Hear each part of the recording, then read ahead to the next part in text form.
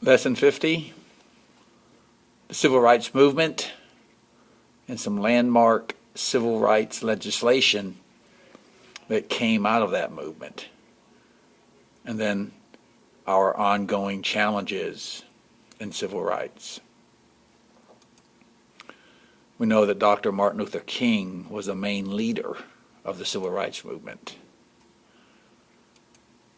He believed in nonviolent resistance, helped organize marches and boycotts.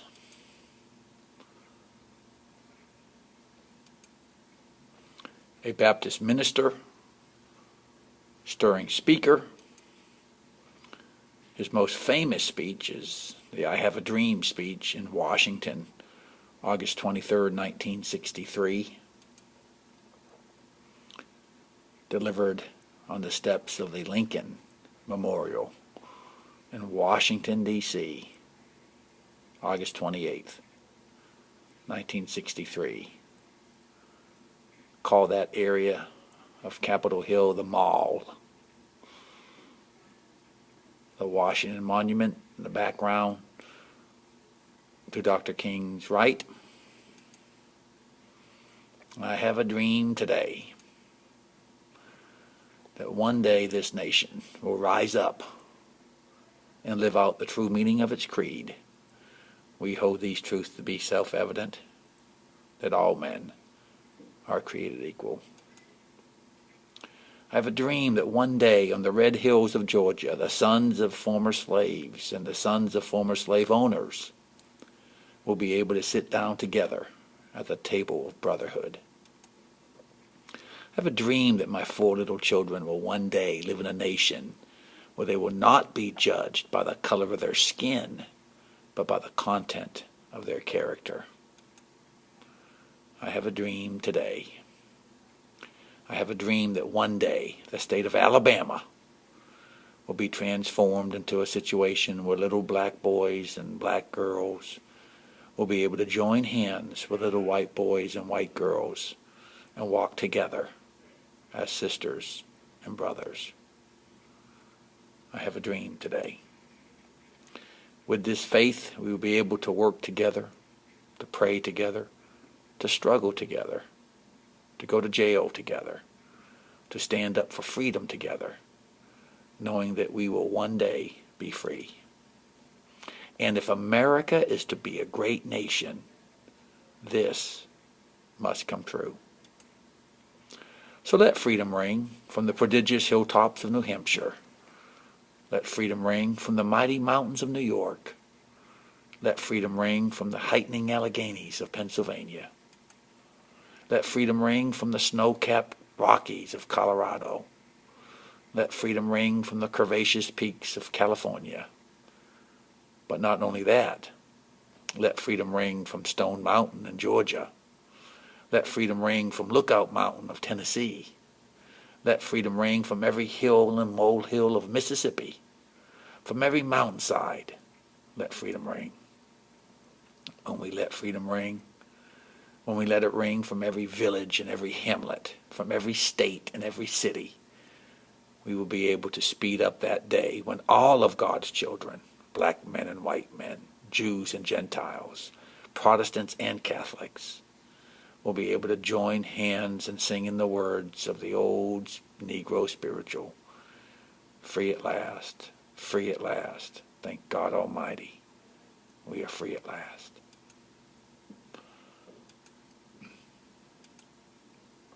So what happened to Dr. King?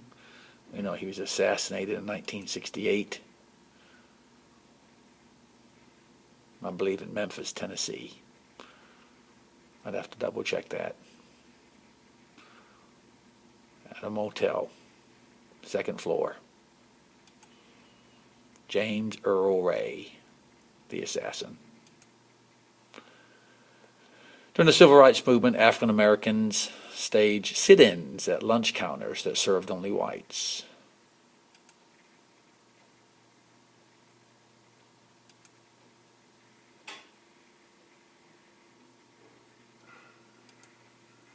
White and African American freedom riders rode buses together to protest segregation. such protests were met with violence by whites.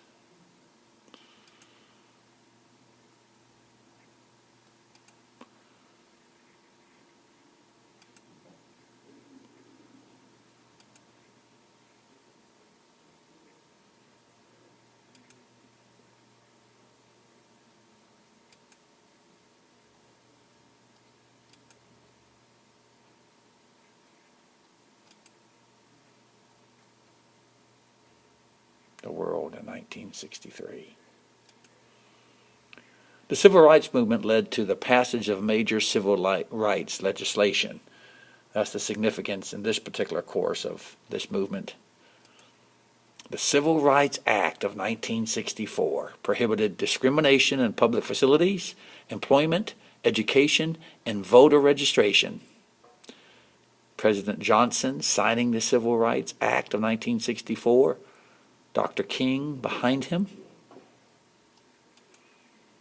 The Civil Rights Act had to overcome the longest filibuster in Senate history, when senators literally had to take the floor and filibuster. The senator from Georgia, Richard Russell: "We will resist to the bitter end any measure or any movement which would have a tendency to bring about social equality and intermingling and amalgamation of the races in our southern states." Resist to the bitter end any measure which would have a tendency to bring about social equality and intermingling of the races in our southern states. Southern senator from Georgia, Richard Russell. This filibuster lasted for 54 days. Final passage 71-29 in the Senate. The Civil Rights Act of 1964 banned discrimination by race, color, gender, religion, and national origin. The 24th Amendment outlawed poll taxes. A poll tax is a tax on voting. That came about in 1964. The Voting Rights Act of 1965 further protected access of minorities to the polls.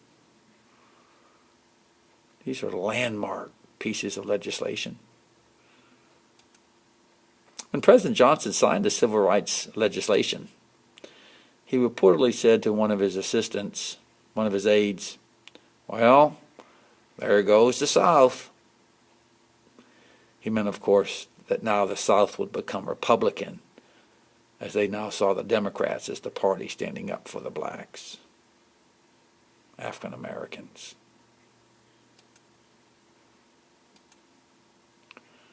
So we take a look at the landmark acts of the Civil Rights Movement. Of course, it all kind of started the Brown versus Board of Education case of Topeka, Kansas, ordering the desegregation of public accommodations, not just schools, but all public facilities.